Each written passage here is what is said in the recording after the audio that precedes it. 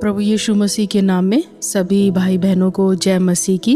प्रियो, आज प्रभु के अनुग्रह से हम उपवास के 36वें दिन में पहुंच गए हैं और आज हमारे मनन का विषय बी अ मिरर, एक दर्पण बने। जी हाँ, आज के समय में देखा गया है कि लोग अपने चेहरे पर बहुत अलग अलग मुखौटे लगाए हैं।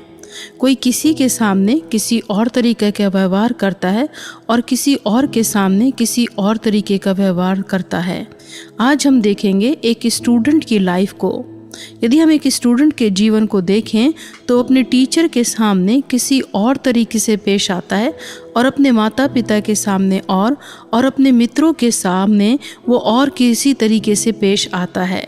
जी हाँ प्रियो, आज हम इसको बात को समझना होगा कि हम बाइबल हमें भी बताती है कि हम लोगों के सामने एक जैसे रहें।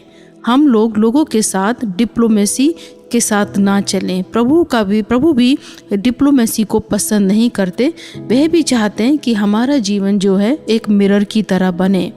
जैसे हम एक जगह हैं वैसे ही हम दूसरी जगह भी वैसे ही बने।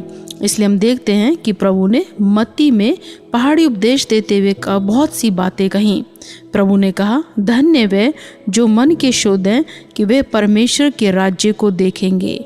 यदि प्रभु की इस बात को देखें तो प्रभु हमसे एक शुद्ध हृदय चाहते हैं। और इसी प्रकार राजा दाऊद भी कहते हैं, हे प्रभु, मुझ में एक शुद्ध हृदय उत्पन्न कर और मेरी आत्मा को फिर से सुदृढ़ कर।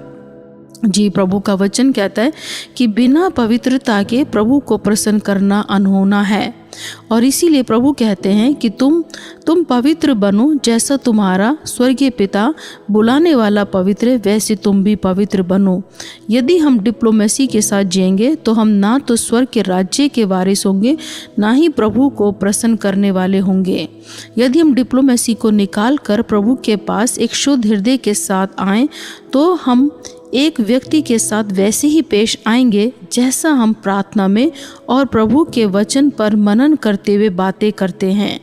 यदि हम डिप्लोमेसी में एक चरित्र को देखें जो प्रेरितों के काम की पुस्तक और 5वें अध्याय में पाया जाता है। जी हाँ, हनन्याह और सफीरा का चरित्र, जिन्होंने प्रभु के दासों से एक ज़मीन के लिए झूठ बोला। जब प्रभु के दासों ने बातचीत की कि तुमने क्यों प्रभु के आत्मा से झूठ बोला, तब हनन्याह ज़मीन पर गिर करके मर गया। और 3 घंटे के बाद उसकी पत्नी, जिसको ये नहीं मालूम था कि उसके पति को दफना दिया गया है, वह भी वही झूठ बोली जो उसके पति ने बोला था। और उसकी पति की भी वैसी मृत्यु हो जाती है और पति और पत्नी हनन्याह और सफीरा दोनों मर जाते हैं, क्योंकि उन्होंने प्रभु के लोगों के साथ डिप्लोमेसी की। जी हाँ मेरे प्रियो, प्रभु को ये पसंद नहीं है। तो आज हम प्रभु से यही मांगे कि प्रभु, हमारा जीवन एक मिरर की तरह होना चाहिए, एक दर्पण की तरह होना चाहिए। हम हर एक जगह लोगों के साथ एक जैसे पेश आएं, क्योंकि प्रभु का वचन हमें यही सिखाता है कि हम प्रभु को प्रसन्न करने वाले और मनुष्यों के साथ ठीक रीति के साथ चलें। हमारे जीवन में जो अलग अलग मुखौटे हैं वह दूर हो जाएं, ताकि जैसे प्रभु कहते हैं वो पवित्र है वैसे हम भी पवित्र और शुद्ध बने। तो आइए हम एक छोटी प्रार्थना को करेंगे।